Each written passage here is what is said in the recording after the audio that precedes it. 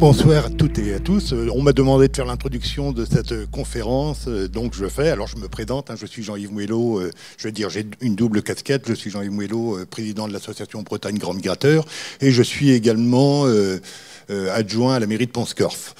Je voudrais remercier la Maison de la Mer d'avoir pensé à Pont-Scorff pour venir faire cette conférence.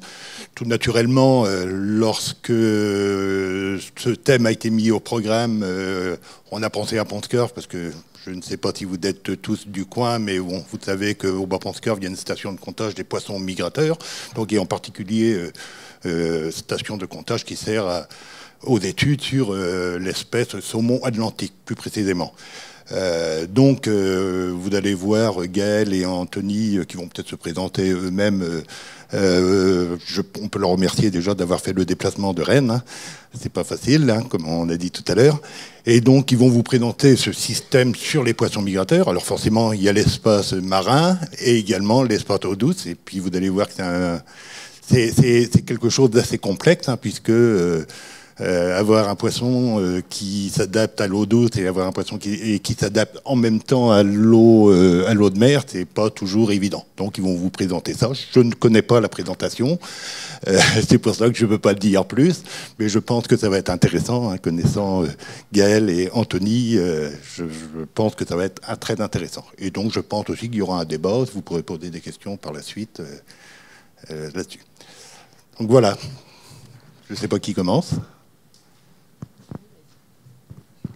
Merci. Donc moi c'est Anthony Acou. Donc alors je suis donc de l'UMS Patrinat. Alors il y a déjà beaucoup d'acronymes là dans mon organisme. Donc voilà, j'ai 3 tutelles.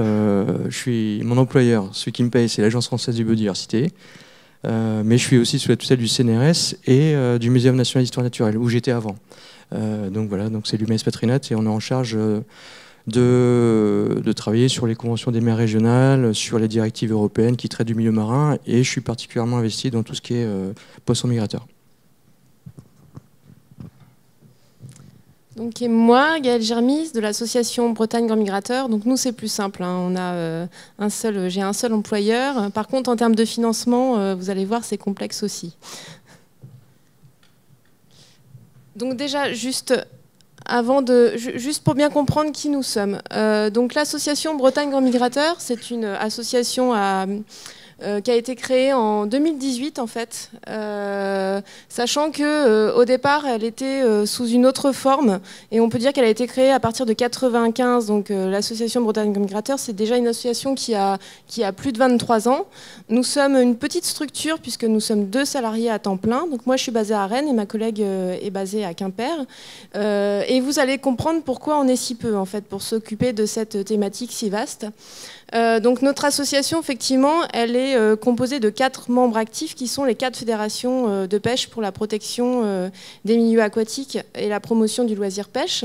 Les 4 fédérations de pêche de Bretagne donc, adhèrent à Bretagne Grand Migrateur et c'est elles qui sont le plus souvent productrices de données sur les poissons migrateurs, sur les stocks de poissons migrateurs en Bretagne. On est soutenu par la Fédération nationale de la pêche en France. Et puis, alors, on n'est pas la seule association de ce type-là en France. On est 9 associations migrateurs en France. Donc, on est souvent organisé par grands bassins hydrographiques ou comme Bretagne Grand Migrateur à l'échelle de la région. On est composé donc d'une assemblée générale et puis d'un conseil d'administration de 8 membres. Voilà. Alors, nos missions, on fait de la coordination et de l'animation du programme Poissons migrateurs à l'échelon régional. Donc c'est pour ça que l'association a été créée en 1995. Donc on a un rôle d'appui technique, d'appui administratif auprès des porteurs de projets qui souhaiteraient mener des actions en faveur de la préservation et de la restauration des poissons migrateurs. On est chargé aussi de communiquer sur les actions qui sont menées. Donc là, j'ai mis sur la table un bilan des actions pour l'année 2017 qui a été réalisé, édité là tout récemment. On participe à des plans, des plans nationaux ou régionaux qui peuvent être mis en place pour préserver les populations de migrateurs. Et puis on a un relais entre les scientifiques et les gestionnaires. Et puis on a développé en 2011, justement dans le cadre de la communication des poissons migrateurs en général, donc on a un site internet en fait depuis 2013, et puis on réalise des plaquettes d'information sur les poissons migrateurs et plusieurs plaquettes d'information dédiées aussi au grand public. Voilà, donc là vous avez aussi une petite plaquette sur les poissons migrateurs que vous pouvez reprendre en sortie. Pardon. Au niveau des financements, donc on est financé par l'Agence de l'eau Loire-Bretagne, par la région Bretagne. Et en termes d'autofinancement, en fait, on dépend donc des fédérations de pêche de Bretagne. On est soutenu financièrement par la Fédération nationale de la pêche en France. On a eu également sur des programmes spécifiques des crédits européens, mais voilà, globalement, on est financé de cette manière. J'ai juste laissé la parole à Anthony. Je ne vais pas revenir sur mes tutelles, c'était pour présenter un petit peu les missions de mon organisme, l'UMS Patrinats.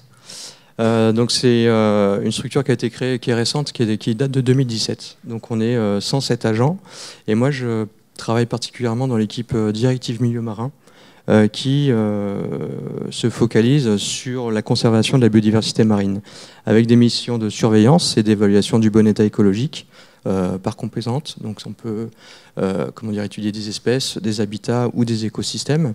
Et on vient en appui aux politiques publiques via la mise en œuvre donc, des directives européennes et des conventions des mers régionales. Alors en France, il faut savoir qu'il y a 2 conventions des mers régionales. C'est la convention de Barcelone pour la Méditerranée, où en Méditerranée il y a des poissons migrateurs, on y reviendra tout à l'heure, et la convention OSPAR, Oslo-Paris, qui régit finalement tout l'Atlantique Nord. Donc dans ces conventions des mers régionales, donc OSPAR et Barcelone, mais aussi dans le cadre des directives européennes, donc la directive cadre stratégie milieu marin, je ne sais pas si vous avez entendu parler de cette directive.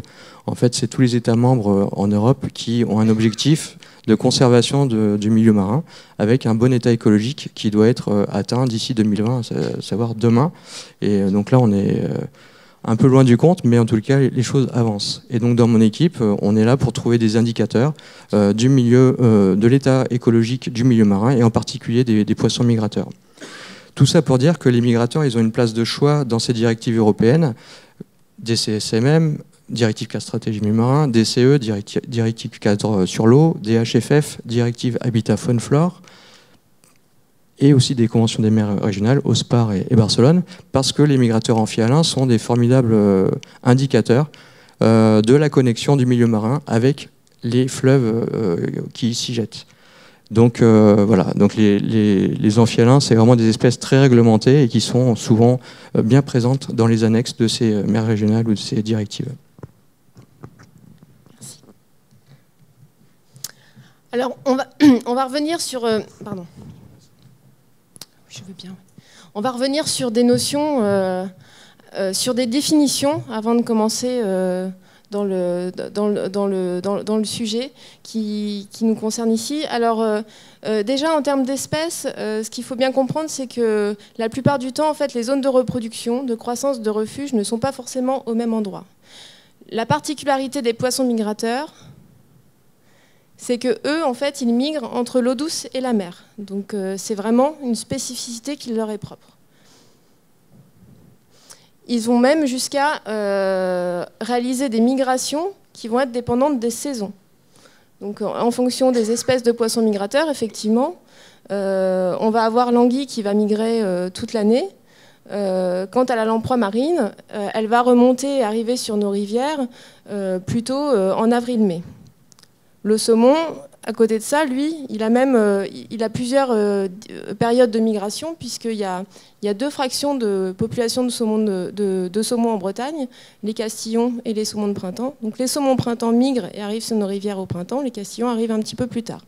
Donc ça, c'est une autre particularité qu'ont les poissons migrateurs.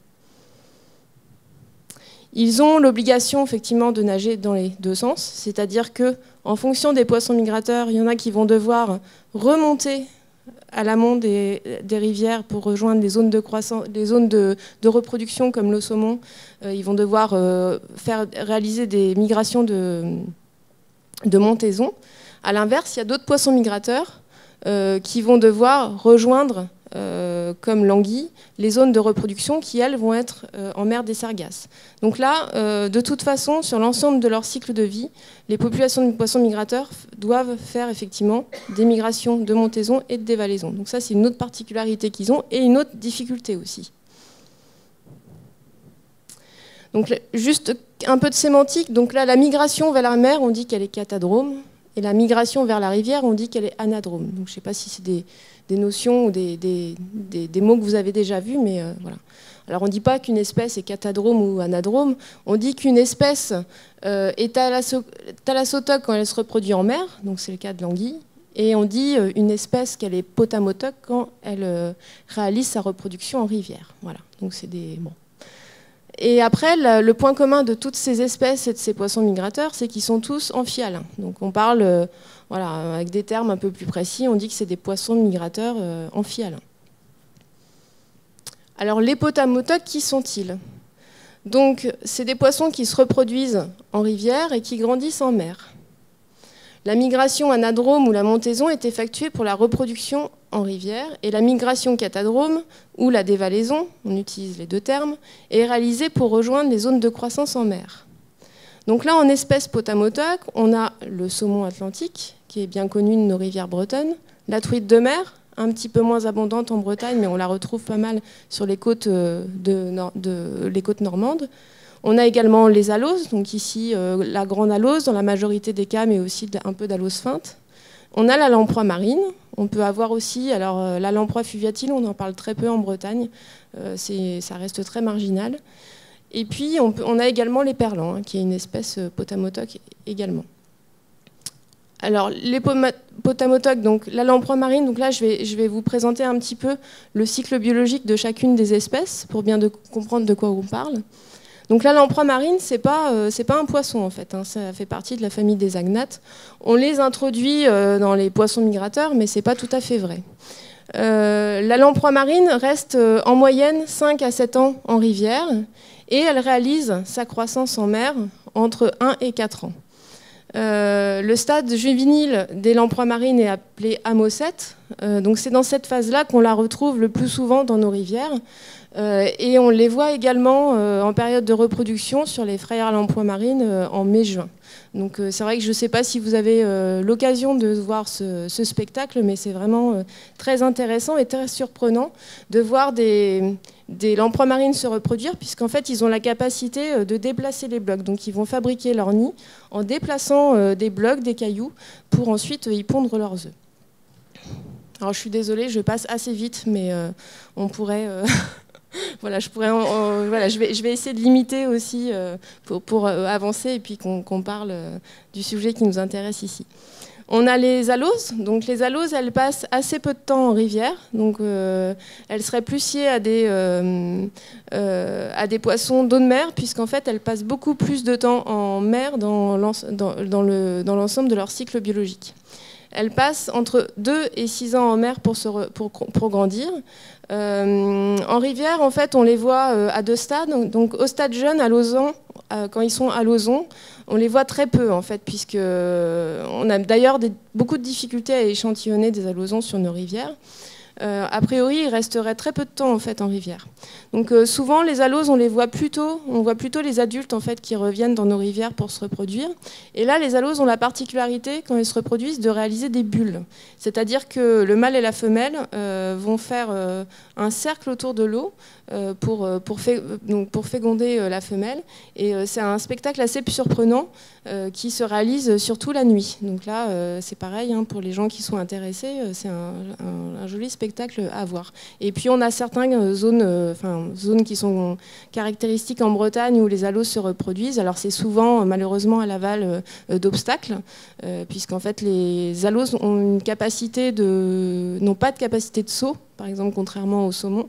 Donc on les retrouve facilement bloqués dès l'aval des cours d'eau. Et c'est là que, du coup, les poissons vont se reproduire. Donc la nuit, à la période de juin, on peut voir de la reproduction d'aloses par l'observation de bulles. On a également le saumon et la truite de mer, donc qui sont des salmonidés grands migrateurs. Donc le saumon, la truite de mer restent 1 à 2 ans en rivière et 1 à 3 ans en mer. Donc ça peut dépendre effectivement des régions. Donc nous en Bretagne, on a surtout du castillon dans la grande majorité des cas, à peu près entre 70 et 80%. Et puis sinon c'est des saumons de printemps. Donc voilà, c'est 2 fractions de la population où le saumon de printemps, lui, va rester, ils vont rester un petit peu plus longtemps en mer. Donc c'est des poissons qui vont grandir un peu plus et qui vont revenir en rivière pour se reproduire avec une fécondité beaucoup plus importante puisqu'ils sont plus gros et du coup un nombre d'œufs plus important. Donc il y a des mesures spécifiques notamment qui sont réalisées pour préserver cette fraction de la population. On a également, donc là, on va passer aux espèces thalassotoques. Alors on a le mulet, le flé. On connaît assez peu ces poissons migrateurs. Alors c'est aussi parce que c'est des populations qui, jusqu'à aujourd'hui, on ne peut pas considérer qu'elles soient menacées. Bon, en tout cas, il y a un manque de connaissances qui fait que on ne connaît pas très bien la situation de ces populations-là. On sait que le mulet, par exemple, on a jusqu'à 600 000 mulets qui sont comptés au niveau de la station de vidéocomptage d'Arzal sur la Vilaine. Voilà, donc c'est des quantités qui sont quand même abondantes. Donc voilà, c'est des espèces qui font partie des poissons migrateurs, mais sur lesquelles on a peu de connaissances. Alors pour le coup, au contraire, on a peut-être un peu plus de connaissances en mer sur ces espèces-là. En espèces thalassotoques, donc on a l'anguille. Donc le point commun de toutes ces espèces, c'est qu'ils se reproduisent en mer et grandissent en eau douce. Alors l'anguille, on la voit beaucoup en fait, puisqu'elle réalise quasiment toute la partie de son cycle de vie en rivière. Elle va rester entre 3 et voire 25 ans en rivière pour grandir. Donc elle réalise une migration de dévalaison quand ils retournent en mer se reproduire. Et c'est des espèces qui réalisent une migration en montaison pour rejoindre les zones de croissance en rivière. Alors, donc, la particularité de l'anguille, c'est qu'elle parcourt quasiment 10 000 km tout au long de sa vie. C'est-à-dire que l'anguille va naître sous forme d'œufs donc en mer des Sargasses, au large des côtes du Mexique. Elles vont se laisser porter par le courant du Gulf Stream pour arriver sur les côtes atlantiques. Et puis ensuite, donc comme je vous le disais, elles vont rester 3 à 25 ans en rivière pour ensuite repartir se reproduire en mer. Donc là, sous la forme, elles vont en fait subir une métamorphose. On les appelle à ce stade les anguilles argentées et elles ont donc là pour le coup la capacité de nager contre le courant pendant 5000 à 6000 km pour ensuite se reproduire. Donc c'est vraiment, alors la particularité de l'anguille également, c'est que sa reproduction est un mystère en fait. On n'a jamais réellement vu de reproduction d'anguilles en mer des Sargasses. Alors là, il y a des choses intéressantes justement sur des programmes en milieu marin qui nous permettent de donner quelques informations à ce sujet-là. Mais Anthony va en parler après. Voilà, donc là on a le mulet qui est aussi une espèce thalassotoque, je ne vais pas m'étendre. Alors globalement, un point commun de ces espèces, c'est que ce sont des espèces qui sont vulnérables et qu'il est nécessaire de les protéger. Donc là, comme vous le voyez, l'esturgeon européen, donc on n'en a pas en Bretagne ou plus depuis, je pense, très très longtemps, mais nous on est plus concernés par les populations d'anguilles européennes ou comme dans le monde, en Europe ou en France, on est en situation, c'est une espèce qui est en danger critique d'extinction. Alors je suis désolée, il y a un petit décalage dans la colonne Bretagne, la 2015. Donc l'anguille, effectivement, est en CR, en rouge. Donc elle est en danger critique d'extinction sur toutes les échelles. C'est une espèce qui a atteint un niveau encore pire que le thon rouge, en fait. C'est vrai que c'est une espèce qui est beaucoup moins médiatisée, mais on est vraiment dans un état critique et il y a vraiment des mesures fortes qui doivent être mises en place pour préserver, restaurer cette espèce. La grande alose et l'alose feinte donc, sont des espèces qui sont également menacées. Alors nous, l'alose feinte en Bretagne, on a assez peu de données en fait, donc on a des difficultés à évaluer en fait la situation de l'espèce. Pour la grande alose, par contre, on est effectivement sur une espèce en danger. La lamproie marine, alors on est dans un état de conservation un petit peu moins préoccupant en Bretagne que sur d'autres régions françaises, mais c'est également une espèce qui est menacée et qui a ses stocks ont diminué, notamment de grands bassins comme la Dordogne-Garonne dans des situations qui sont dramatiques. Voilà. Et puis, alors juste rapidement, le saumon atlantique en Bretagne, on est en niveau de conservation qui est quand même satisfaisant par rapport aux autres régions françaises. Voilà. Voilà. Alors le point commun, du coup, c'est effectivement des espèces menacées à protéger et du coup, un plan de gestion qui a été mis en place, qui doit être mis en place à l'échelle des grands bassins hydrographiques. Et c'est un décret de 1994 qui le définit. Donc c'est vrai qu'il y a des mesures de protection de ces espèces qui sont mises en place déjà, mises en œuvre depuis de nombreuses années. Donc c'est quand même une avancée qui était un élément fort. Alors où ils sont les poissons migrateurs ? Donc là, moi, je vais vous faire un zoom sur ce qui se passe en Bretagne. Moi, je ne travaille pas à l'échelon national, donc j'ai quelques points de référence, mais je vais surtout centrer ma présentation sur les poissons migrateurs en Bretagne. Alors les anguilles, elles affectent tous les milieux, en fait. On les retrouve en milieu salé, saumâtre et doux. Elles colonisent tous les habitats de moins de 1000 mètres d'altitude. Donc en Bretagne, on en a logiquement, on est censé en avoir partout. Les aloses et lamproies se trouvent surtout sur les zones aval et moyennes des bassins versants.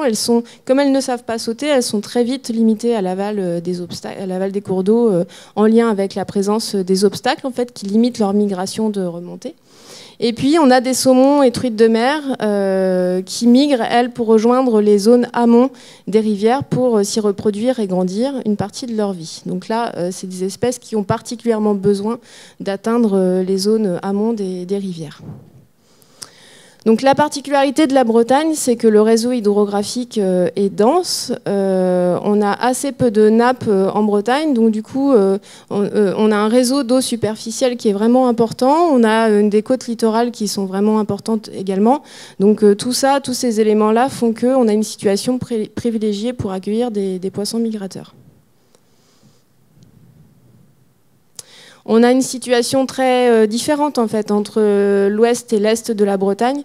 À l'ouest de la Bretagne, on va retrouver des rivières qui sont beaucoup moins dégradées et qui sont particulièrement accueillantes pour des populations de salmonidés par exemple. Donc c'est vrai que sur les cours d'eau finistériens ou l'Ailée et le Scorff, on retrouve des populations de saumon par exemple qui sont plutôt bonnes.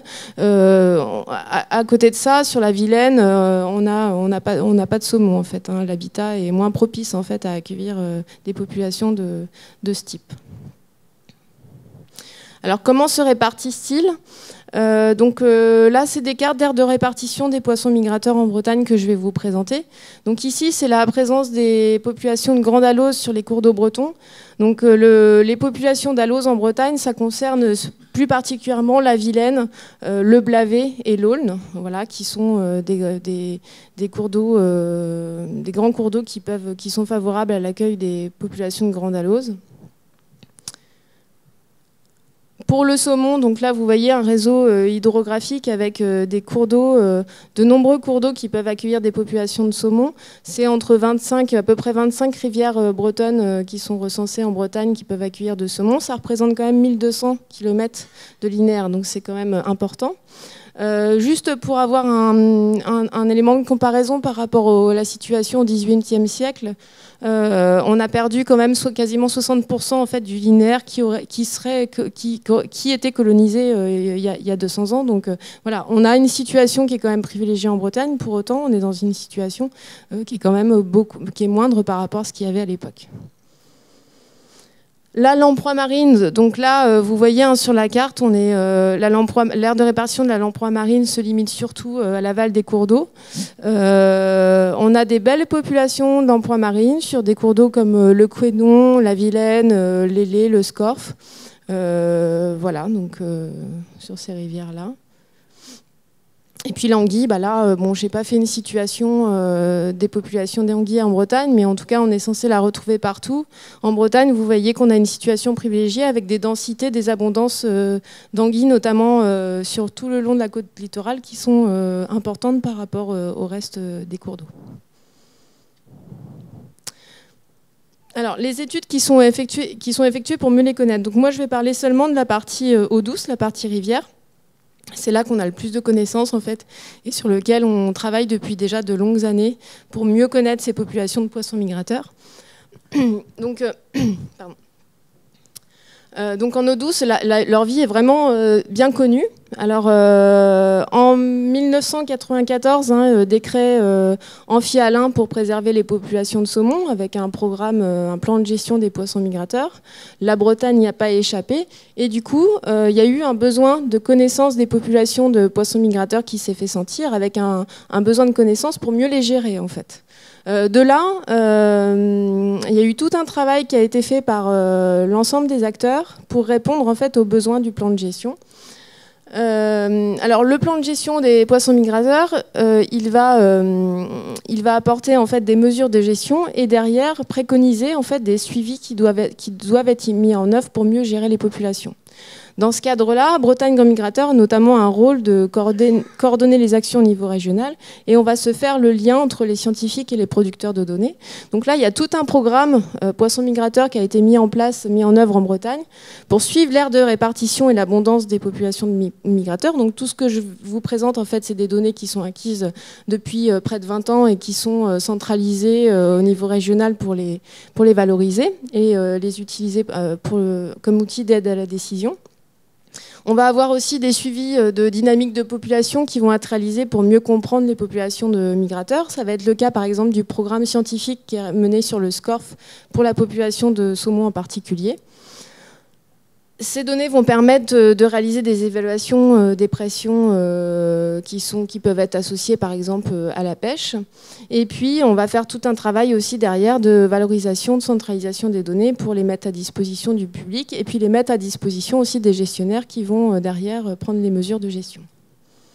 Donc c'est un programme qui est coordonné par BGM mais qui est réalisé par plein de producteurs de données. C'est-à-dire qu'il n'y a pas, nous on ne collecte pas la donnée, on est une petite structure donc on a vraiment un rôle de coordination. Et après il y a beaucoup de producteurs de données en Bretagne, notamment les fédérations de pêche qui réalisent pas mal de suivi.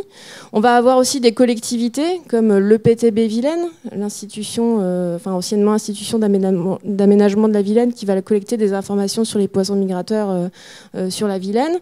L'INRA également est associé à ces programmes de suivi. Le MNHN sur le Frémur. Enfin, vous voyez, il y a vraiment une multitude d'acteurs qui travaillent pour la collecte de données. Alors, il y a des suivis sur le long terme et puis des études plus spécifiques. En Bretagne, on a 3 stations de vidéocomptage qui permettent de comptabiliser les poissons migrateurs qui vont arriver sur les cours d'eau à l'aval des bassins versants. Donc, on a une station sur l'Aulne, sur les Lornes, sur la Vilaine. Le saumon, on a une station de piégeage, donc on a la chance d'avoir le suivi saumon sur le SCORF. Pont SCORF est d'ailleurs un site qui est bien connu de tous les scientifiques pour son suivi de la dynamique de population. Et le SCORF, en fait, en particularité son suivi saumon, fait partie des rivières index au niveau européen, en fait. Et donc là, on a quelques personnes là, qui sont concernées et qui collectent les données au jour le jour. Voilà. On a également des suivis anguilles. Donc là, on a des stations de piégeage qui existent en Bretagne pour comptabiliser les populations d'anguilles. Donc sur la rivière de Pont-l'Abbé depuis à peu près 10 ans, sur la Vilaine et sur le Frémur. Alors la particularité en Bretagne, c'est qu'on a 2 rivières index anguilles qui existent et les données là aussi sont utilisées pour être remontées au niveau européen, donc sur le Frémur et la Vilaine. Où on a des suivis à la fois à la montée, à la descente, mais aussi sur le stock de population d'anguilles sur les rivières. C'est des suivis qui sont réalisés par pêche électrique. On a également des pêches électriques de suivi du recrutement des jeunes saumons en Bretagne. Donc là, je vais juste montrer une petite vidéo en fait, pour vous montrer un peu plus concrètement en quoi consistent ces suivis. Donc là... Donc voilà, donc ça c'est des suivis qui sont menés par pêche électrique. C'est un matériel qui, en fait, il y a un courant qui passe, qui tétanise le poisson, qui est attiré par le courant et qui va, du coup, on va les récupérer dans les épuisettes. Et donc là, on va pouvoir compter le nombre de jeunes saumons, les mesurer. On a quasiment 250 stations qui sont suivies chaque année de cette manière-là en Bretagne. Et c'est vraiment des indicateurs qui sont ensuite remontés au niveau régional pour définir et réévaluer en fait, les mesures de gestion. On fait également des études un peu plus ponctuelles. Donc là, je vous parlais des bulles d'Allos tout à l'heure. On peut utiliser les bulles d'Allos pour avoir une estimation du nombre de géniteurs et donc potentiellement en fait, avoir une évaluation du nombre de géniteurs qui est venu dans la rivière pour se reproduire. Et puis, on a également aussi des comptages de frayères à l'emploi marine qui sont réalisés, qui nous donnent une indication d'abondance des populations.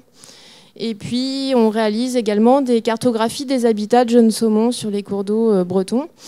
C'est des données qui sont également utiles pour la gestion derrière. Donc voilà, donc vous voyez la multitude de données qu'on a sur les populations de poissons migrateurs en Bretagne. C'est des suivis qui existent depuis longtemps, mais il est vraiment indispensable de les pérenniser, de les poursuivre, puisque en fait, casser ce type de série chronologique aurait une incidence vraiment dommageable en fait, pour la préservation des espèces.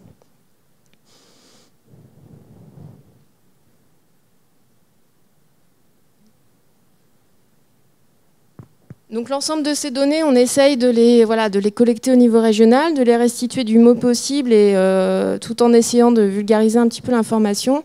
Donc donc on a un site internet, on a des plaquettes, donc voilà, si ça vous intéresse, n'hésitez pas à nous contacter, on pourra vous transmettre ce type d'informations. Voilà, donc sur cette partie-là. Alors, un exemple concret d'intérêt de collecter ces données sur le terrain pour la gestion. C'est vrai que je vous en parle depuis tout à l'heure. Donc là, on a un exemple qui, d'après moi, est assez intéressant. C'est-à-dire que les données qui sont collectées par pêche électrique, là, donc la petite vidéo que je vous ai montrée tout à l'heure, elle nous permet d'avoir une estimation du nombre de jeunes saumons sur chaque station, sur les 250 stations qui sont échantillonnées tous les ans. Et derrière, en fait, c'est des données qui vont nous permettre de savoir dans quelle situation on se retrouve par rapport aux jeunes saumons. Et c'est des données qui vont être utilisées pour évaluer en fait, les totaux autorisés de capture des saumons dans l'objectif d'une pêche amateur aux lignes. Donc ça, ce dispositif, il existe depuis plus de 20 ans.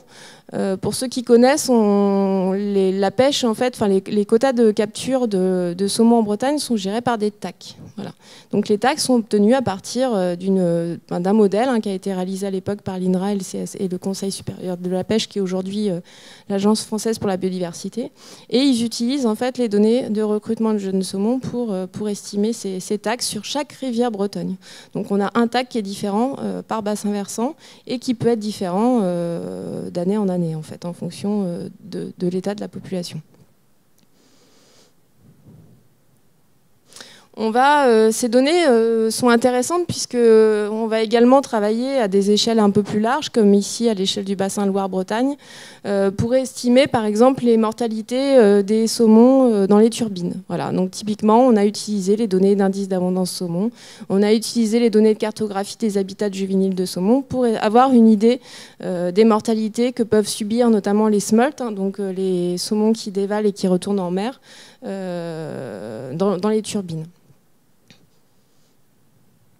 Alors combien sont-ils? Donc c'est juste pour vous donner des indications sur les niveaux d'abondance qu'on peut attendre pour les populations de poissons migrateurs. Pour la lamproie marine, en fait, les populations sont en très forte baisse et la situation est très fluctuante ces dernières années pour les lamproies marines, donc notamment en Bretagne. On est dans une situation qui est moins dramatique que sur d'autres rivières ou grands fleuves français. Mais pour autant, la situation n'est pas au beau fixe en fait, ces dernières années. Alors pour vous donner un ordre de grandeur, sur la Garonne, à la station de Golfech, on était à 18 000 lamproies en 2003, on était à 0 en 2014. Voilà. Donc sur une station sur la Loire, on avait 50 000 lamproies marines en 2007. On est descendu à 3 800 en 2011 et puis 27 000 en 2015. Là, 2016-2017, on était à vraiment des chiffres encore beaucoup plus bas en fait. Donc il y a des fortes fluctuations et des tendances qui sont plutôt à la baisse. Donc en Bretagne, effectivement, c'est des effectifs qui sont assez fluctuants, relativement bas. On n'est pas dans les ordres de grandeur qu'on peut retrouver sur des cours d'eau comme Garonne, Dordogne. Voilà, donc on a fait un travail avec une structure en 2015 et on avait classifié la lamproie marine en préoccupation mineure en Bretagne. Je pense que la situation va être moins, si on refait l'évaluation dans 2-3 ans, par rapport aux données plus récentes, la situation serait un peu plus dure. Au niveau des aloses, on a des stocks en très très forte baisse sur les grands fleuves français. Donc là, vous voyez du rouge partout, des flèches qui diminuent. Pour vous donner des ordres de grandeur, toujours sur la Garonne, à la station de Golfech, on avait 100 000 aloses en 1996 qui avaient été comptabilisées. On est descendu à 1100 en 2014. Voilà. Donc c'est pour vous montrer l'état de la situation qui est dramatique sur ces grands bassins. Alors en Bretagne, on a classifié l'espèce en danger. On n'a pas des grosses populations d'aloses en Bretagne comme on peut le rencontrer ailleurs. On a quand même atteint jusqu'à 7000 individus à la station de Châteaulin-sur-l'Aulne dans les années 2004-2005. Aujourd'hui, on est plutôt de l'ordre de 500 à 1000 individus. Voilà. Alors là, pour le saumon, donc des situations qui sont plutôt, qui sont pas forcément très très bonnes dans les autres grands fleuves français. Donc là, un exemple sur l'Allier, c'est de l'ordre de 650 saumons qui vont rejoindre les zones de reproduction chaque année. Sur la Vire, en Normandie, on est de l'ordre de 300 saumons en moyenne. Et puis sur la Garonne et Dordogne, qui sont des grands fleuves et des grands bassins, on avait 227 saumons en moyenne, 104 saumons en moyenne. Donc vous voyez que c'est des chiffres qui sont vraiment très très bas. À l'inverse, à côté de ça, en Bretagne, on est à des situations où on va par exemple retrouver sur l'Aulne et les Lornes, en moyenne, sur une échelle de 10-15 ans, 700 saumons, alors que c'est des tout petits bassins versants en fait. Oui, donc voilà, donc c'est ça. Donc en Bretagne, on a une population qui est relativement stable. On a des taux de survie en mer qui sont en baisse. Alors c'est ce qui semble un petit peu moins le cas là pour les 2 dernières années. En tout cas, globalement, en Bretagne, on pourrait estimer à 16 000 saumons adultes qui remontent les cours d'eau bretons.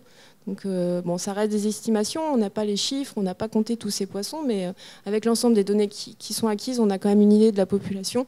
C'est juste pour vous donner aussi une comparaison par rapport à ce qu'on peut retrouver sur les autres rivières françaises. Donc là, on voit bien qu'on a de belles populations de saumons en Bretagne. On avait classé du coup l'espèce en quasi menacée, ce qui est un niveau de menace qui est moindre selon les critères de l'UICN, l'Union internationale pour la conservation de la nature. L'anguille, donc là, par contre, des indicateurs en forte baisse et partout, que ce soit à l'échelle européenne, française ou régionale. Alors c'est lié au fait que la population d'anguille, c'est une espèce, c'est une seule population à l'échelle de l'Europe. Donc ce qui se passe sur le bassin de la Garonne, en Bretagne, on n'y échappe pas en fait. On n'est pas. Donc pour vous donner une idée de chiffres, dans les années 78, sur la Vilaine, les captures de civelles étaient de 200 tonnes. Aujourd'hui, on est descendu à 5 tonnes en moyenne depuis 2008. Donc voilà, là c'est un chiffre qui est quand même très fort et qui montre la situation de l'espèce qui est quand même dramatique. Voilà, donc c'est juste pour vous donner une idée de la proportion d'anguilles qu'on peut avoir en Bretagne. Il y avait une étude qui avait été réalisée qui avait mis en évidence que la population d'anguilles en Bretagne représentait 13% du niveau national, du total national. Voilà. Donc voilà, j'espère que j'ai été claire. Alors c'est toujours compliqué de parler de sujets assez techniques. Voilà, on espère que j'espère que ça a été clair. Et puis je serai preneuse de toutes vos questions à la fin. Et je vais passer la parole à Anthony. Merci Gaëlle. Donc moi je vais plus m'attacher à aller un petit peu plus en mer pour parler des amphihalins en mer. Et comme vous l'a présenté Gaëlle, il y a énormément de choses qui se font au milieu continental. Tout ce que fait BGM et la coordination de tous les suivis montre qu'il y a vraiment un gros effort de fait pour la gestion et la connaissance des amphihalins en milieu continental et que c'est un cercle vertueux finalement puisque c'est Ces études, ces suivis permettent d'apporter de la connaissance sur la distribution, sur l'écologie, l'abondance des espèces, et donc de mettre en place des outils de gestion. Et parallèlement, l'année d'après, une mesure de gestion peut être testée par le retour dans les suivis. Donc ça, c'est un cercle vertueux. Mais le problème des amphihalins, c'est qu'ils ne s'arrêtent pas au milieu continental, ils vont en mer. Or, le constat, c'est qu'en mer, il y a très très peu de données. Donc c'est pour ça que j'ai barré le données. Et donc, forcément, donc, il y a beaucoup moins de connaissances basiques sur les aires de distribution des espèces, sur l'abondance et l'écologie, et il est très compliqué de mettre en place des mesures de gestion. Enfin, pour l'instant, il est complètement... c'est un objectif inatteignable, et surtout, puisque les mesures de gestion ont plutôt lieu au milieu continental, il faut vraiment avoir une gestion, on va dire, à l'échelle du cycle biologique de l'espèce. Si on fait une mesure de gestion dans notre rivière alors que le problème a lieu en mer, ça n'a aucun effet. Donc il faut vraiment coordonner les outils de gestion, d'où la nécessité d'en connaître un petit peu plus sur les amphihalins en mer. Alors quand je dis qu'il n'y a pas de données, c'est pas tout à fait vrai. C'est plus que alors l'Ifremer est compétent dans le milieu marin en France et a conduit énormément de campagnes halieutiques. Donc sur cette carte, vous voyez là les 4 principales campagnes océanographiques que mène l'Ifremer. Donc l'IBTS en Manche-Mer du Nord, CGFS en Manche, Evoe en Golfe de Gascogne et Medit dans le Golfe en Méditerranée. Or, les amphihalins, l'Ifremer s'en préoccupe pas trop, c'est pas une espèce exploitée. Ce sont pas des espèces exploitées, et c'est souvent des espèces qui sont capturées et pas forcément renseignées, ce sont des espèces accessoires et pas forcément débarquées. Donc ça n'a pas un gros impact commercial. Or, depuis cet été, donc on a encadré avec des collègues de l'AFB et du muséum donc un stagiaire, Raleigh de Sarrage. Donc ce sont des résultats qui sont issus de son rapport de stage de Master 2, où l'objectif de son stage était de faire un état des lieux sur les captures des amphihalins en mer, donc principalement sur les données des campagnes océanographiques de l'Ifremer. Donc on a demandé, par l'intermédiaire d'un portail qui s'appelle le SIH, le système informatique halieutique, qui bancarise toutes les campagnes océanographiques de l'Ifremer depuis le temps qu'elles existent, donc ça fait des dizaines d'années, de nous faire des extractions de données pour voir est-ce qu'il y avait des amphihalins là-dedans. Donc on a eu quelques données, pas toutes, hein, c'est loin d'être exhaustif, mais ça permet de tirer quelques bilans. Donc Raleigh déjà a comparé les effectifs des amphihalins versus les autres espèces. Et on s'est aperçu que quand on agrège l'ensemble des données, donc pour CGFS, Evoe, IBTS et Medit, les amphihalins pèsent en général, quand ça se passe bien, 1% des effectifs totaux capturés. Donc c'est très très faible. Donc c'est vraiment une part infime de ce que capturent les engins ifremériens. Quand on zoome un petit peu au sein des amphihalins, on s'aperçoit qu'il y a des espèces qui sont un peu plus fréquentes que d'autres. Donc sur ce graphique-là, en fait, c'est toujours ces mêmes campagnes océanographiques, il y a 4 grosses colonnes. Pour résumer, le flet, le mulet et la lauze pèsent en gros 80 à 90% des captures des amphihalins. Toutes les autres, c'est vraiment très très dérisoire. Donc on a quand même... donc ça c'est une information, donc on s'en doutait. Hein. On s'en doutait parce qu'il n'y a pas de connaissances, parce qu'en général il n'y a pas de données, qu'on savait qu'il n'y avait pas beaucoup de données dans ces campagnes océanographiques, mais c'était toujours bien de le montrer. Alors l'étape suivante, ça a été de faire des cartographies. Donc là, c'est une cartographie des occurrences agrégées sur la base de ces 4 campagnes océanographiques dont je vous ai parlé, IBTS, CGFS, Evoe, Medit. Et puis on a rajouté également OPSMER. OPSMER, c'est donc un programme qui est coordonné par la DPMA, donc le ministère de la Pêche et de l'Aquaculture, et par l'Ifremer. Et en fait, c'est sur la base du volontariat. Donc les pêcheurs professionnels hébergent des observateurs donc, qui sont diplômés, qui sont rodés à la détermination des espèces. Et ils regardent dans les captures donc, des différents pêcheurs quelles sont les espèces qui ont été capturées. Donc c'est un programme qui est très intéressant parce qu'il y a énormément de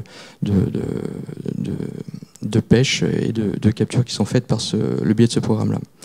Et donc là, on voit sur cette cartographie, donc il n'y a pas beaucoup d'individus, mais c'est déjà un premier départ parce que jusqu'à présent, il n'y avait quasiment pas de cartographie des amphihalins en mer.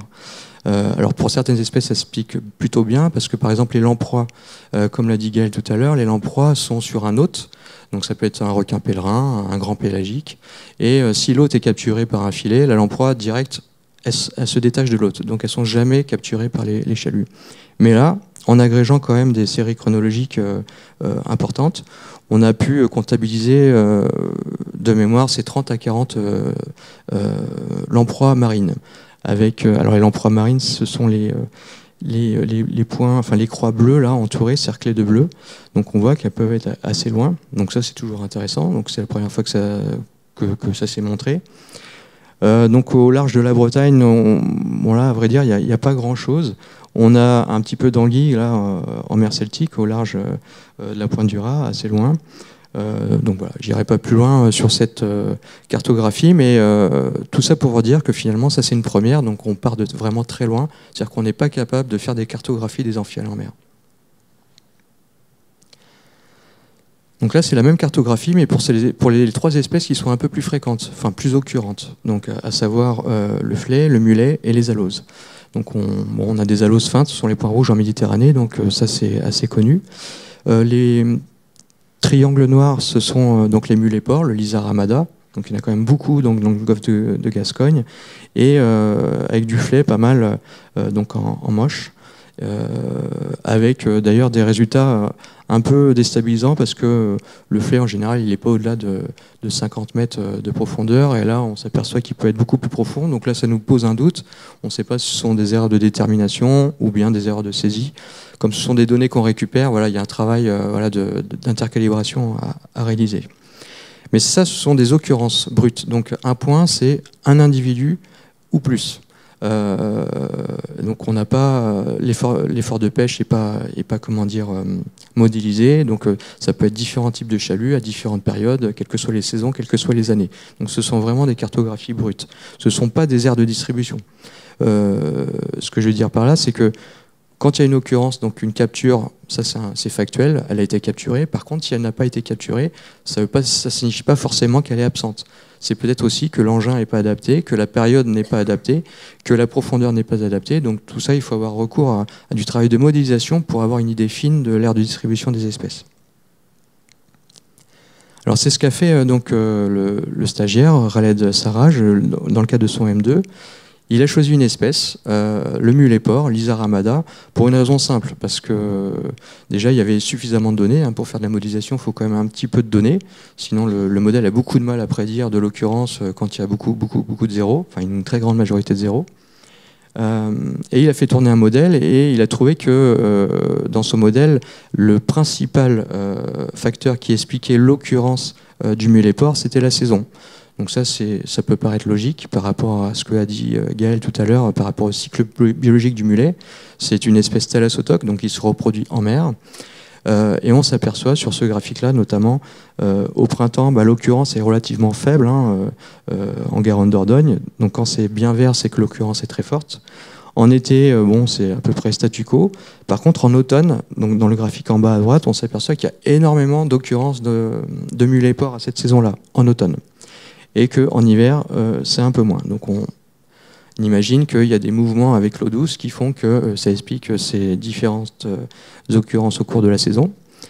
Et quand on croise ça avec les informations sur la taille, on s'aperçoit que la forte occurrence en automne est liée avec une forte présence d'individus de plus de 50 cm, donc qui sont les reproducteurs. Donc ça signifie bien qu'il y a une reproduction en automne. Donc ça paraît très trivial comme ça, mais il fallait encore le démontrer, et ça veut dire qu'on est capable, sur la base des données des campagnes océanographiques de l'IFREMER, observer des processus qui sont décrits dans la bibliographie, mais sans trop de données quantitatives, on va dire, en tout cas sur le milieu marin. Donc ça, c'est une première étape. Juste pour finir là-dessus, alors, dans le cadre du stage de Khaled, donc il n'avait pas le temps d'aller beaucoup plus loin, mais l'idée c'est que le message que je voudrais amener, c'est de dire que voilà, les données acquises, en tout cas travailler sur l'existant, à savoir sur les campagnes océanographiques de l'IFREMER, sont suffisantes pour répondre à un certain nombre de questions. Donc là on parle d'occurrence, mais on pourrait très bien imaginer d'avoir des indicateurs d'abondance au cours du temps. Est-ce que l'abondance du mulet porc en mer a chuté au cours du temps, et sur 10 ans, 20 ans, puisqu'on a des données qui datent de début des années 80, et ça aussi pour les autres espèces. Donc il y a des développements qui sont très intéressants à mettre en œuvre et qui vont voir le jour, j'espère, prochainement.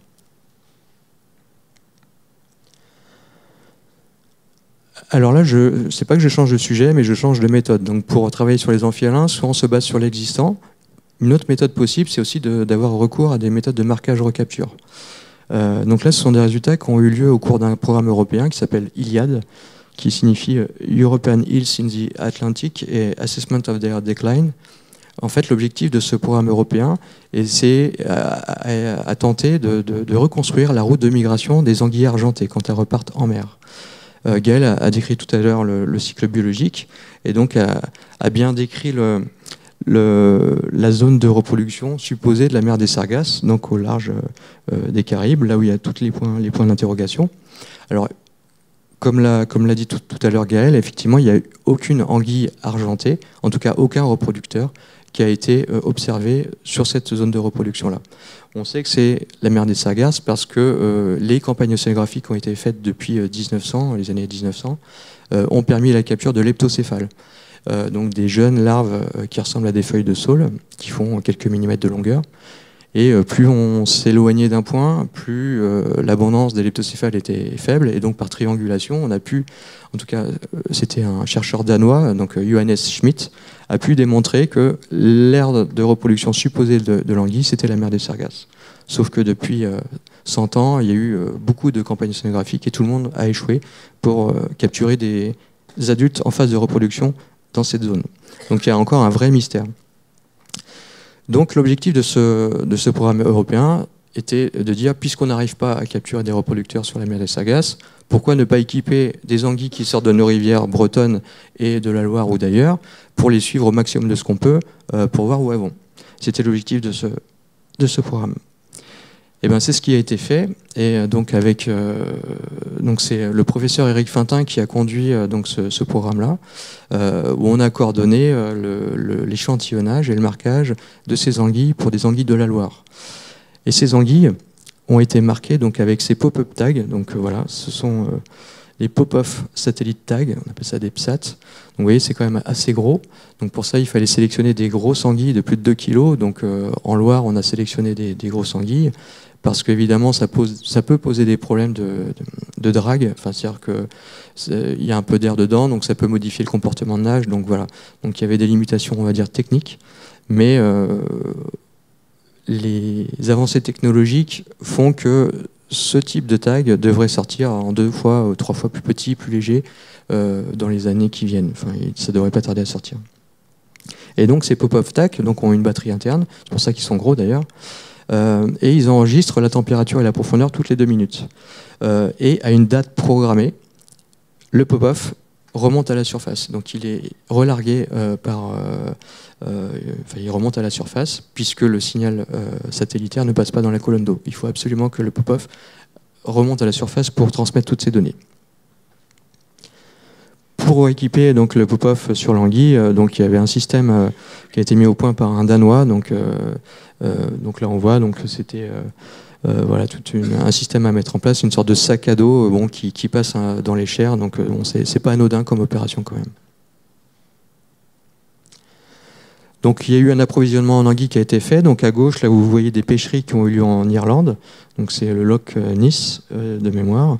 Et à droite, c'est un guido. Donc c'est un pêcheur professionnel de la Loire où il y a encore de la pêcherie à l'anguille argentée qui existe avec donc des grosses anguilles de la Loire qui sont capturées. Donc des anguilles argentées. Donc là, on est en pleine période de dévalaison. Enfin, quoique il ne pleut pas encore suffisamment. Depuis 3 ans, on note qu'il y a vraiment un manque de pluie et ça se voit très très rapidement sur les poissons migrateurs et leur dynamique, on va dire, migratoire. Donc il y avait une salle d'opération qui a été mise en place avec tout ce qu'il fallait pour l'anesthésie des individus, la stérilisation du matériel, etc. Et cette fois-ci, alors il y a eu 2 séances de lâcher, mais cette fois-là, je vous montre les photos d'un lâcher qui a été fait à 100 km des côtes au large de Saint-Nazaire, donc avec l'aide des affaires maritimes, parce qu'on avait procédé à un premier lâcher qui avait montré qu'il y avait 100% de mortalité. Il y a des pêcheries et probablement des mammifères marins, etc. Donc là, je ne vous ai pas parlé du prix des tags, mais les tags, c'est 2000 €, 2500 € pièce. Donc, voilà. Donc on avait pris le parti de les relâcher en mer un peu plus loin pour qu'elles puissent nous raconter ce qu'elles faisaient. On s'était aperçu d'ailleurs, elles étaient donc attachées donc dans le box là, avec de l'oxygène et bien amarrées sur le pont. Il y avait un petit peu de mer cette journée-là et on s'est aperçu qu'elles avaient eu le mal de mer. C'est vrai qu'on n'avait pas du tout anticipé ce truc-là, mais c'est vrai qu'un poisson qui est attaché dans un bac comme ça, qui prend la houle, peut avoir le mal de mer. Mais elles avaient bien récupéré quand même après. À gauche, c'est donc Éric Fintin donc, qui a coordonné donc, ce programme-là. Et puis, on a relâché ces individus. Donc j'ai un petit film. Donc là, c'est une vidéo d'Éric Fintin qui a suivi donc, en plongée une anguille qui a été relâchée avec un pop-off. Donc vous voyez bien le pop-off, hein, donc ça se voit assez bien. Donc assez rapidement, elles ont repris la voie, quoi. Donc ça, c'est une anguille qui fait 2 kg, 2,5 kg. Hein. C'est quand même des grosses, des belles mémères, je dirais.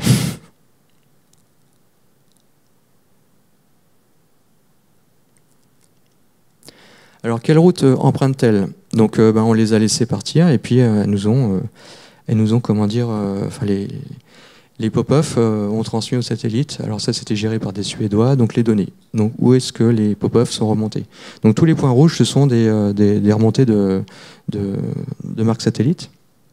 Déjà, un premier élément, c'est que quand on comparait les dates de lâcher jusqu'à la date de recapture, on pouvait faire des estimations de vitesse.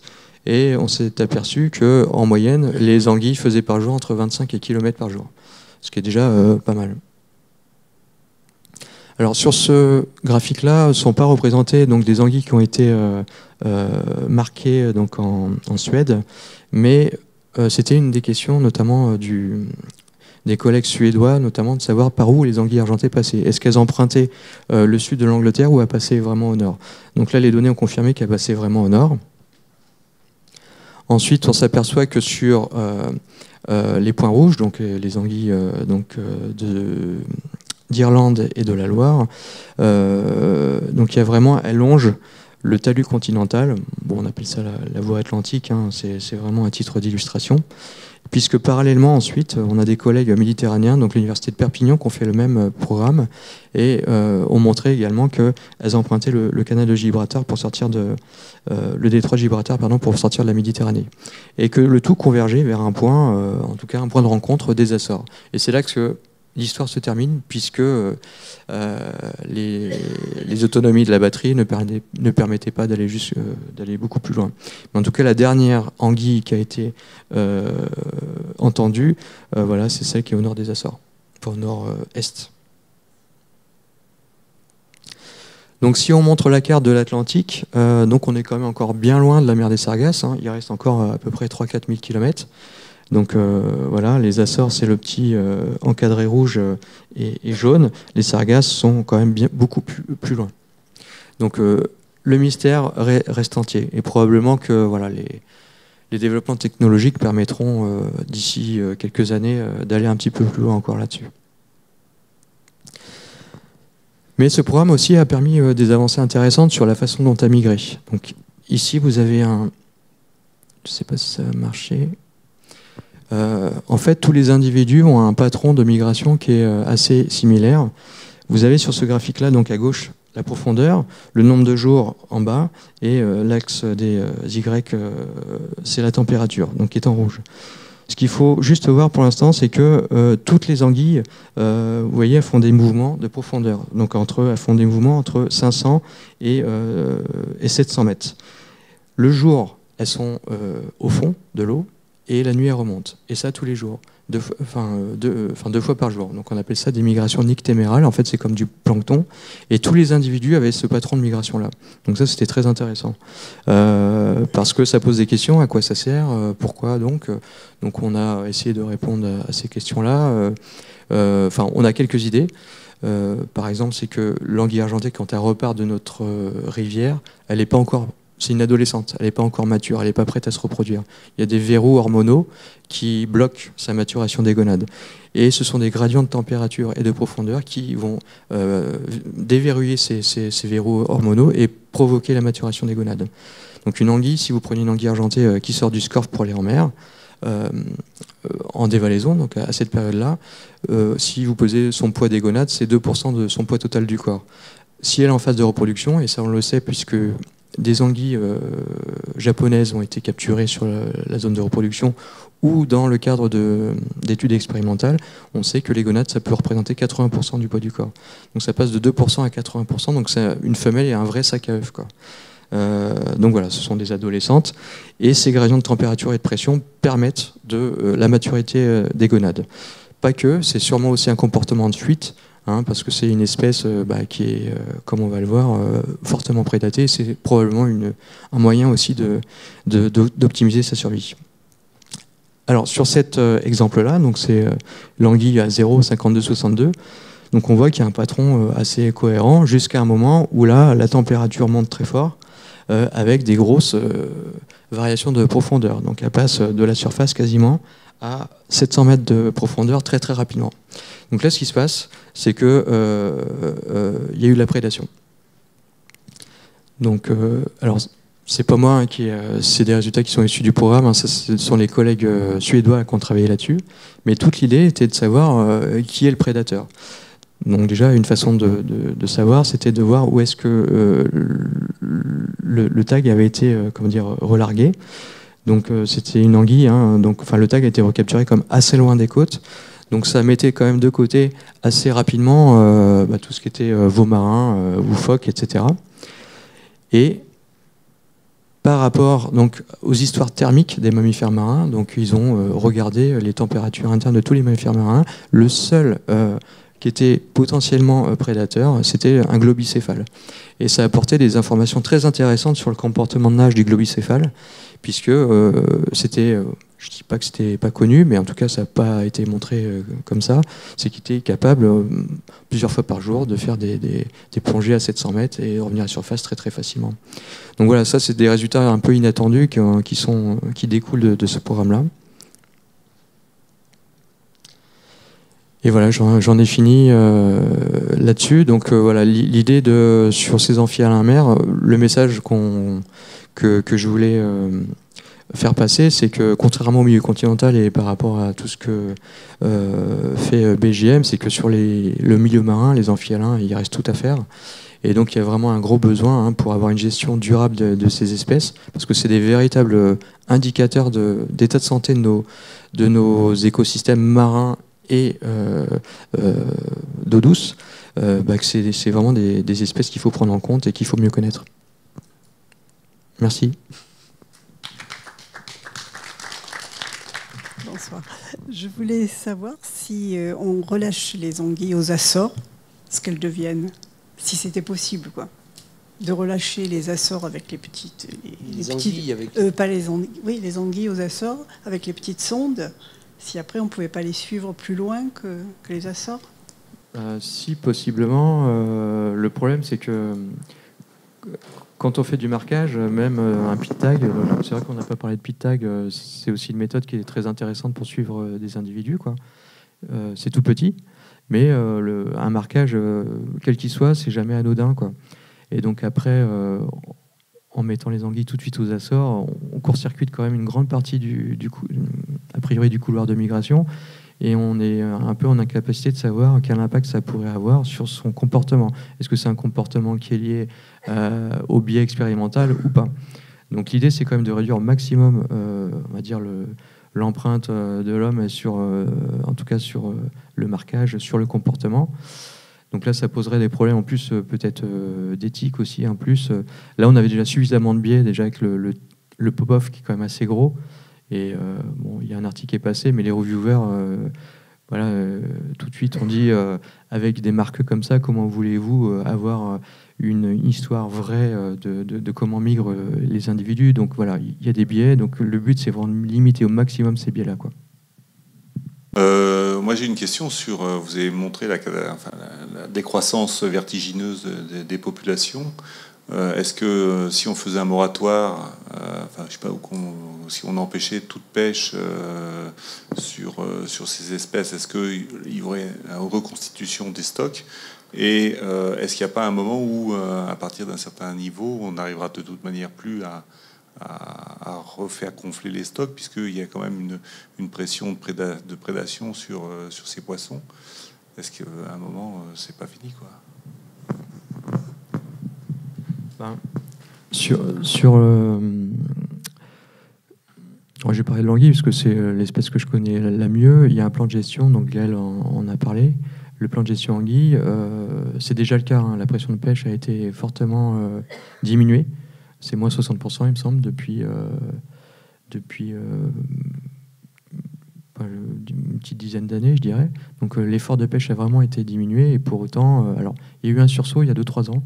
On s'est dit peut-être que c'est lié à l'arrêt de la pêcherie, mais ça repart un petit peu sur le déclin. Effectivement, il y a la pêche, c'est probablement un souci, hein, en tout cas quand elle n'est pas durable.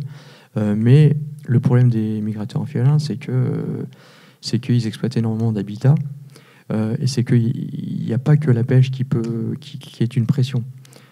L'anguille, par exemple, c'est une espèce longévive, c'est-à-dire qu'elle peut vivre très longtemps, qui est top prédateur en haut de la chaîne alimentaire, et donc elle va bioaccumuler énormément tout ce qui est contaminants organiques, métaux lourds, etc., etc. Et ça, on a beaucoup moins de prise là-dessus. On n'a pas trop d'idées.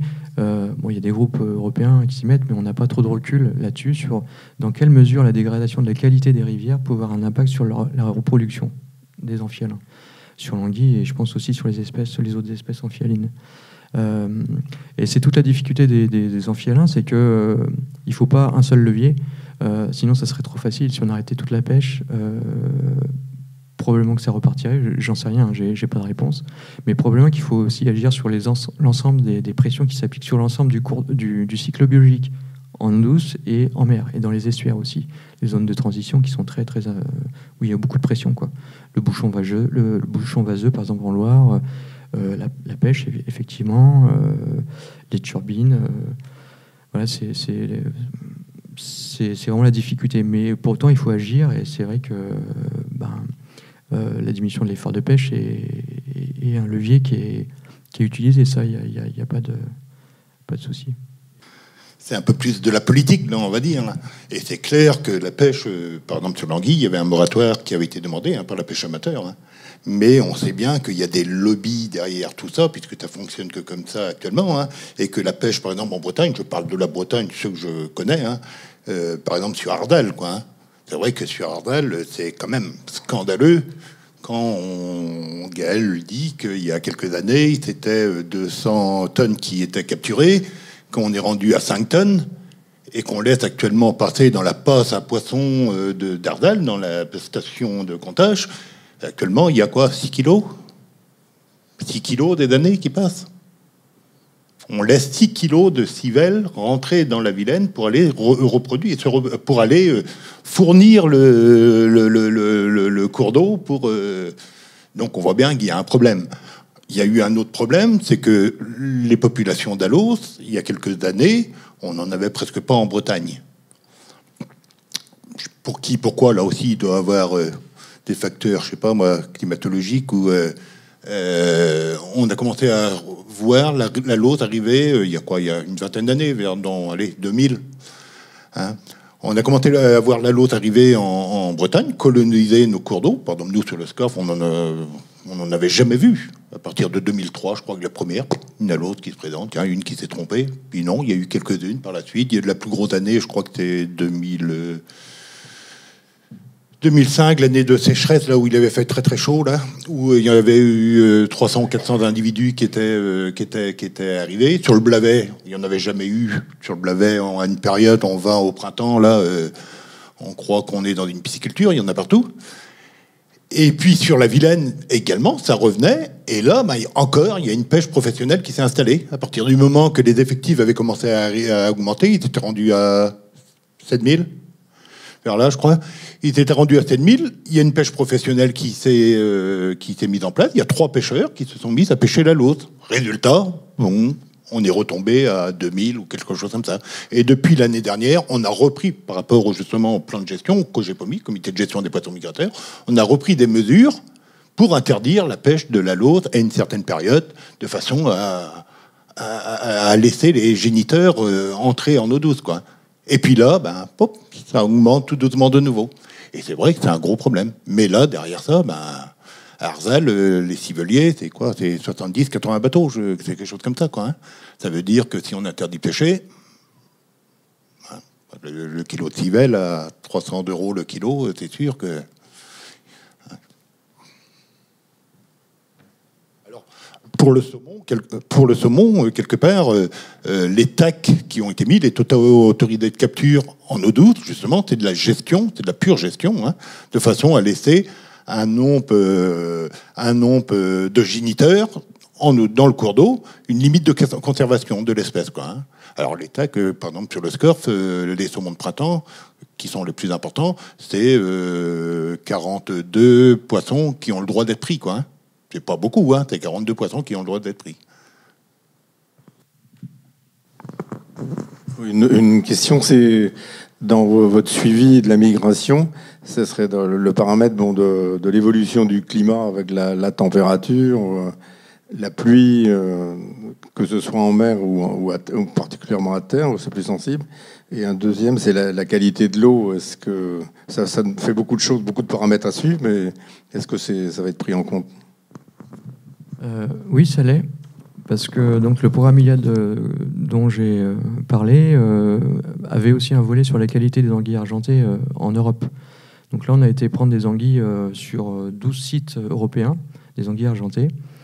Là, on a quantifié les traits de vie. Donc les traits de vie, ça peut être la taille, le poids, le parasitisme. Parce que un problème de l'anguille aussi, c'est qu'elle a un parasite dans sa vessie natatoire. Je ne sais pas si vous avez entendu parler de ce ver-là. C'est un ver nématode qui s'appelle Anguillicola crassus.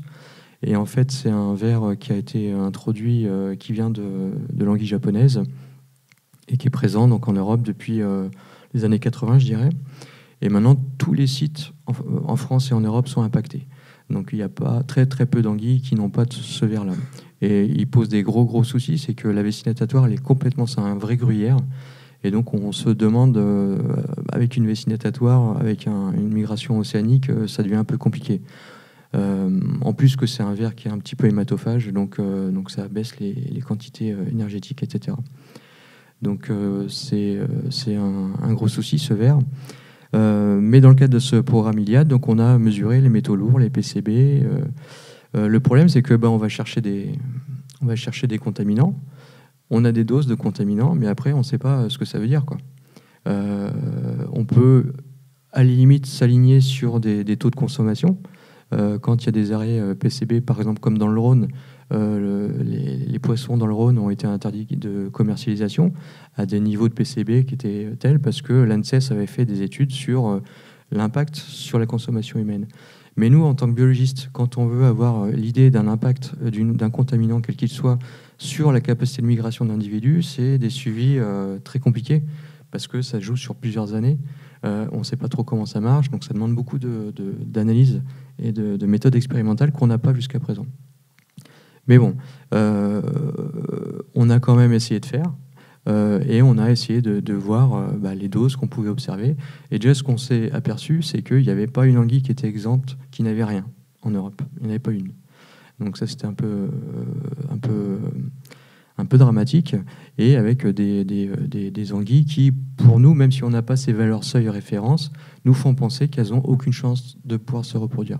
Parce qu'elles ont des niveaux de métaux lourds et de POP, donc de contaminants organiques, qui sont tels dans les muscles, dans les gonades et dans le foie, que ça compromet la migration. Parce qu'en fait, alors ça on ne l'a pas dit, mais quand elles partent, les anguilles argentées, elles s'arrêtent de se reproduire, de se nourrir, excusez-moi. Et donc elles vont tout le cycle, enfin toute la migration de retour vers les mers des Sargasses, elles vont être sur leurs réserves lipidiques qu'elles ont constituées pendant toute leur phase de croissance dans la rivière. Et c'est à ce moment-là que tous les contaminants organiques sont remis dans le métabolisme et qu'ils ont des effets délétères. Et ça, au niveau expérimental, on a des idées, notamment sur, par exemple, le nickel, le plomb ou l'arsenic, sur quelques éléments, mais pas sur tous. Et donc nous, on est assez convaincus du fait que la contamination et la qualité des eaux, et c'est un gros souci pour l'anguille. Mais on n'est pas encore au niveau de connaissance pour pouvoir avoir des valeurs seuil et de dire, voilà, là, il y a un souci ou pas, quoi. Et sur l'aspect changement global, on a des suivis à long terme. Gaël en a parlé. Il y a les suivis Frémur, il y a plein de suivis que coordonne BGM. Donc je ne sais pas si tu as regardé, toi, s'il y avait des évolutions interannuelles ou des évolutions un peu liées à l'environnement. Mais on s'aperçoit, quand on fait le terrain, quand même, qu'il y a... Les 3 derniers hivers, par exemple, ont été quand même assez catastrophiques avec les niveaux de sécheresse, quoi. Et notamment pour la dévalaison de l'anguille, c'est une catastrophe. Là, par exemple, on travaille avec les pêcheurs de Loire. Dans les années 80-90, ils capturaient la première crue automnale qui avait lieu au mois d'octobre. La Loire montait à 2000 m3 à son module, et puis la pêche d'avalaison, c'était parti, quoi. Et là, ça fait 4 ans qu'il n'y a pas de capture d'anguille, pas avant fin décembre, voire début janvier, quoi. Donc comme s'il y avait un changement de la période de migration. Et donc moi, je pense qu'il se passe des choses. On n'a pas encore été voir dans le détail, de voir, parce qu'on a accès aux crues de la Loire depuis les années 1830, et on veut justement voir s'il y a un décalage des pics de crues sur cette longue période temporelle. Mais on n'a pas encore fait ce travail, mais je pense qu'on verrait des choses, puisqu'on le voit sur le terrain actuellement, et puis voilà, on fait tous un peu ce constat-là quand même. Je vais vous remercier d'être venus. Merci encore à Gaël et Anthony d'être aussi venus de Rennes. Et puis, juste peut-être pour rappeler, Gaël, elle est venue avec des prospectus, là, peut-être que vous pouvez avoir d'autres infos. Il y a un site internet aussi. N'hésitez pas. Bonne soirée.